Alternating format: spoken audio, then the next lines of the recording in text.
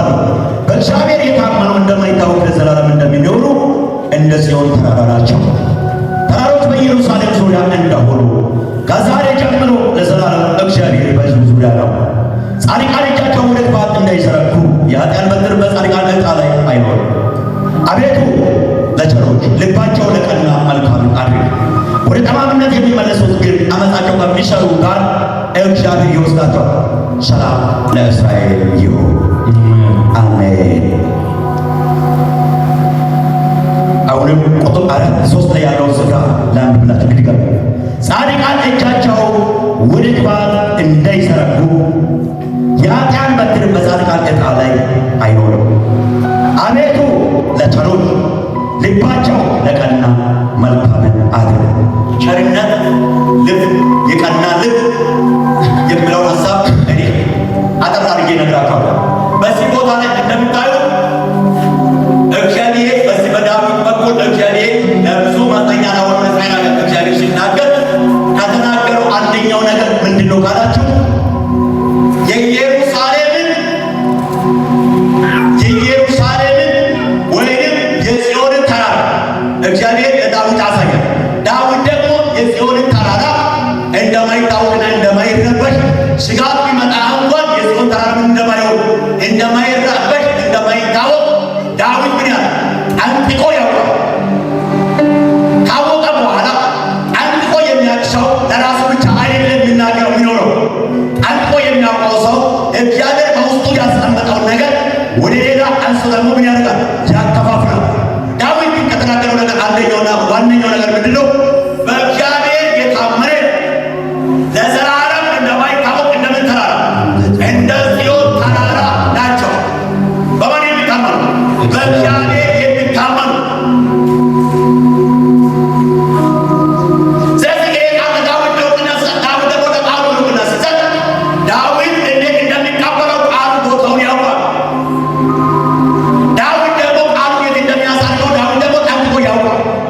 ወደዚህ ከመምጣቱ በፊት ዳዊት ያየው ነገር የሕዝቡን መናወጥና የሕዝቡ መረበሽ እንደው ዳዊት ያየው የራሱ መናወጥና የራሱ መረበሽ እንደው ያየው ዳዊት። ነገር ግን ይሄ ብቻ አይደለም፣ በዚህ ብቻ ይቀር አይደለም። እነዚህ የጽዮን ተራሮች በባህሪያቸው ምን የማይሆኑ ናቸው? የማይናወጡ የማይረበሹ ናቸው። ምን የሆኑ ናቸው? የጽዮን ተራሮች በባህሪያቸው ምን የሆኑ ናቸው? ክረምትም ቢመጣ በጋም ቢመጣ ምን አይሆኑ? አይናወጡ፣ አይረበሹ፣ በቦታ ሁሌ ጸንተው የሚቀጥሉ ናቸው። አሜን አትሉ? አሜን። እነዚህ ተራሮች ደግሞ የሚገኙት የት ነው ካላችሁ በኢየሩሳሌም ዙሪያ ነው የሚገኙት።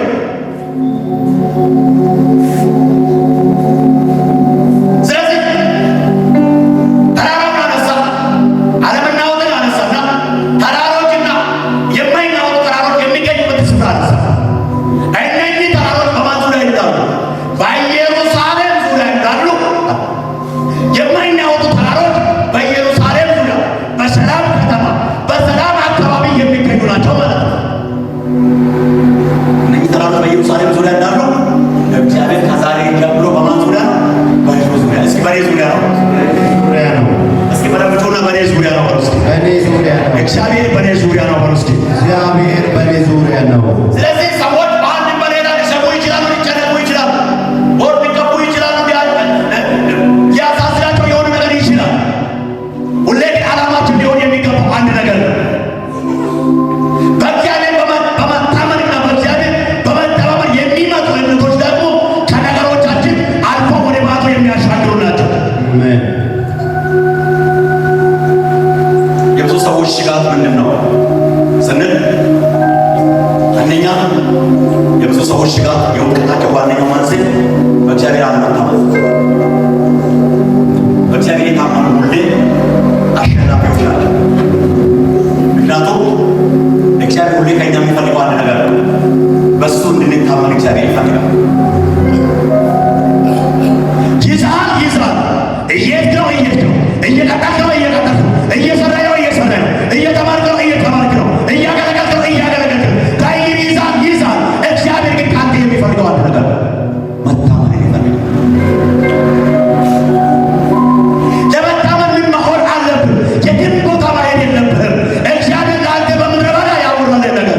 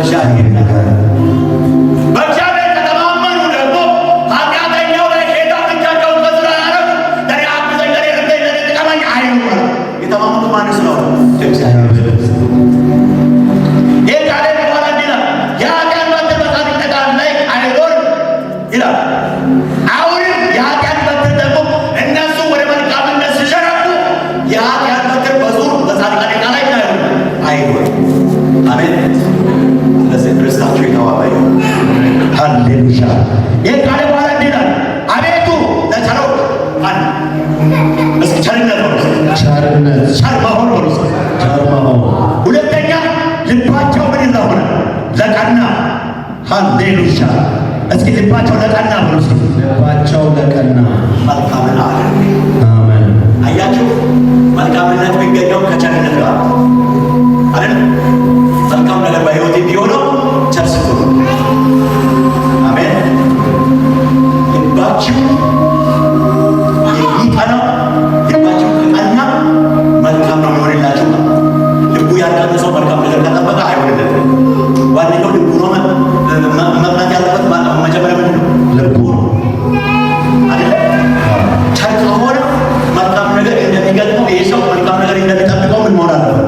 ማወቅ መቻል አለበት ማለት ነው። ይህ ካለ በኋላ አመፃን ከሚሰሩት ጋር እግዚአብሔር ምን ያደርጋል? እንዲህ ወደ ጠማምነት የሚመልሱትን ግን ይላል አመፃን ከሚሰሩ ጋር እግዚአብሔር ይወስዳል። አሁን ክፋት የሚሰሩ ጠማምነት የሚሰሩ ከአመፃን ጋር የሚተባበሩት ከአመፃን ጋር አብረው ምን ይሆናሉ? ይጠፋሉ፣ ይሄዳሉ፣ ይሻኛሉ። አሜን። ሃሌሉያ። ምክንያቱም በዚህ መካከል ላይ ምንም ነገር ቅድመ ሁኔታ ሊያመጡ አይችልም። እግዚአብሔር ከእናንተ የሚፈልገው የመጀመሪያ ቀናነት። አሜን። በእግዚአብሔር መተማመን ውስጥ ከገባን የመጀመሪያ ምን መሆን አለብን? የቀና አሜን፣ አሜን። ሁለተኛ ምን መሆን አለብን? ቸር። ገብቷችኋል የሚላቸው ሀሳብ? ልባችን ሲቀና ልባችን የቀና ሲሆን ማንን እናገኛለን? እግዚአብሔር ከራሱን እናገኛለን። መልካምነትን አንድ ሰዎች መልካምነትን ለማግኘት ይሮጣል። መልካምነት የሚገኘው ከቀና ሀሳብና ከቀና መንፈስ ነው። መልካምነት የሚገኘው ከቸርነት ነው። ስለዚህ እግዚአብሔር መልካም የሚያደርገው ሰው አይደለም። አቤት ይላል ለቸሮች ነው ልባቸው ነው ለቀና መልካምን አድርግ። ለቸሮች ልባቸው ምን ነው ለቀና አንተ ምን አለ መልካምን አድርግ። ጌታ ለዘላለም ይባላል። አጫጭቁ ለዚህ ጌታ ክብር ይሁን። ይህ ቃል በኋላ ዳዊት እንዲህ ብሎ ያስቀምጣል። ለእስራኤል ምን ይሁን? ሰላም ይሁን። ግራ የተጋባው እስራኤል ነበር። በኢየሩሳሌም ዙሪያ የሚገኘው ነበር። ይህ ብቻ አይደለም፣ እንደማይታወቅ እንደ ጽዮን ተራሮች ይሆናል ተብሎ ነበር። ነገር ግን ለእስራኤል ምን ይሁን? ሰላም። የመናወጥ ጊዜና የመረበሽ ጊዜ ምን ይሆናል? አልፏል፣ በቅቷል። አሁን ግን ልባቸው ወደ መቅናት ከመጣ ቸርነት ወደ ማግኘት ከመጡ ለእነሱ መልካም ይሆንላቸው። ሃሌሉያ። አጨብጭቡ ለጌታ። እስኪ በደንብ ጮና ክብር ለጌታ ይሁን በሉ። እስኪ ክብር ለጌታ ይሁን። አሁንም ጮና ክብር ለጌታ ይሁን በሉ። ክብር ለጌታ ይሁን። በደንብ ጮና ክብር ለጌታ ይሁን በሉ። እስኪ ኢየሱስ ለዘላለም ይባረክ። ሃሌሉያ። እልልታ ጭብጨባ ለጌታ የሚያመጣ ሰው አንድ ሰው አለ። ለዚህ ጌታ የሚያመጣ አንድ ሰው ካለ ራዳ ሼላ ባዳያስ እንዲህ ነው።